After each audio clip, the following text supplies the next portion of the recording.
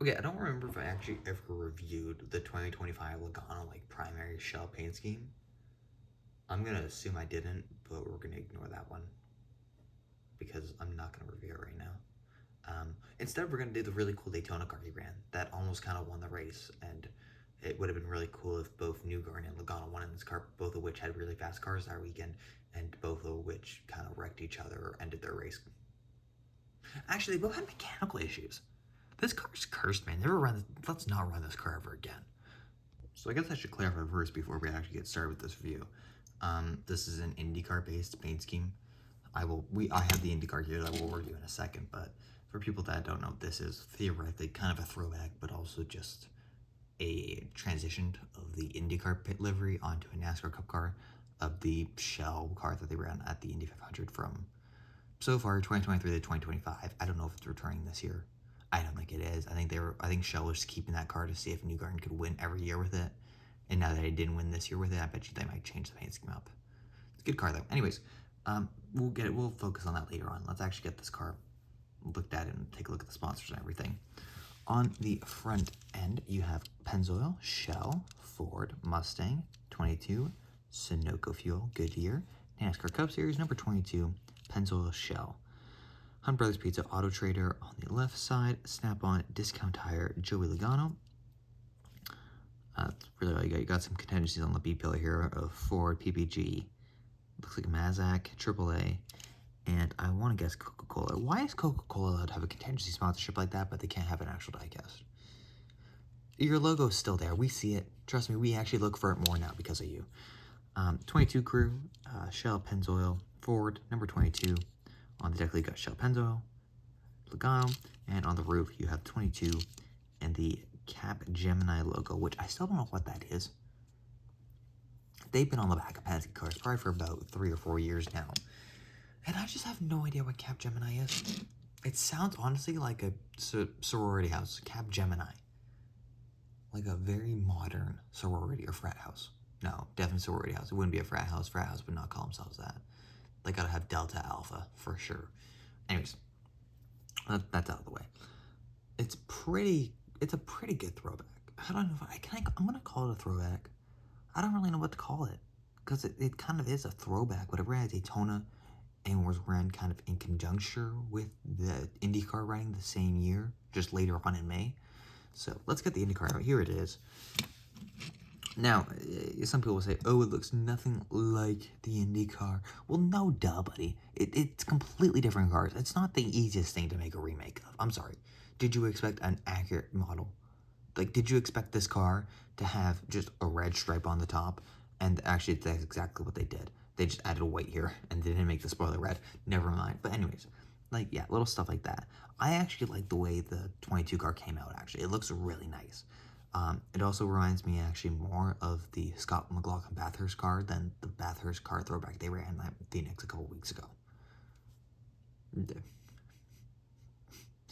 Yeah, anyways, that's a story for another time. But overall, it's well done. I also love the fact that my favorite IndyCar driver and favorite Cup Series driver currently share a paint scheme. It's kind of cool. That's why I wanted this, and it wasn't available. Actually, you know what? I think this was available in Daytona for the Coke Zero 400, but when I went to the hall, it was sold out, I think. And they didn't have it at the tent then, because it was an early release. But anyways, yeah, they're pretty close. Like, if you looked at it realistically, as an IndyCar fan, I saw it fully.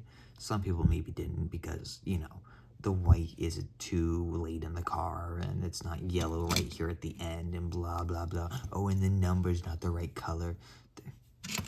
Sometimes you have to change up the car a little bit to make it look good. Imagine this car with a white number on top. Actually, it wouldn't look that bad, I don't think, but I like the yellow number on top instead. I also wouldn't mind if we just ditched the normal Shell Pennzoil livery and we went to this full time. I like this. I really do. This over here, which I'm deciding now I will do a normal review on, it gets annoying after a while. It really does. This looks good. And this should have won at Daytona. If, one, he didn't have a mechanical issue, and two, he didn't, you know, kill Chastain almost with a terrible blockage. Are you really, like, getting rid of, like... No, it wasn't Chastain. I don't think it was. It was Stenhouse. Never mind. And he had a mechanical issue. Also, false insinuator with this car, actually. It's, yeah, anyways. Penske, man. Jesus, people don't like Penske, and I do. It's hard. It really is. I love this car, though. Everything about it. Do I wish the rims were maybe a little silver, like they used to be with the Penske cars?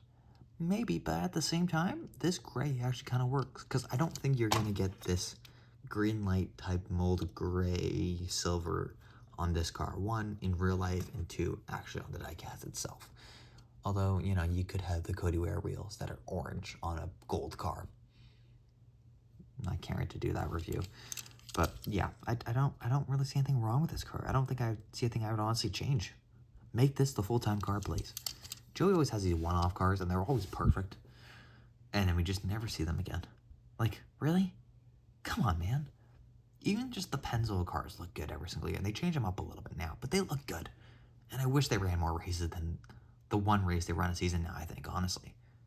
Like last year, I think the Pennzoil car that he ran, which I have actually, I'm reviewing it later on, the Ultra Platinum car, it didn't even run the second Vegas race. The second Vegas race was ran by just the normal shell car. Really?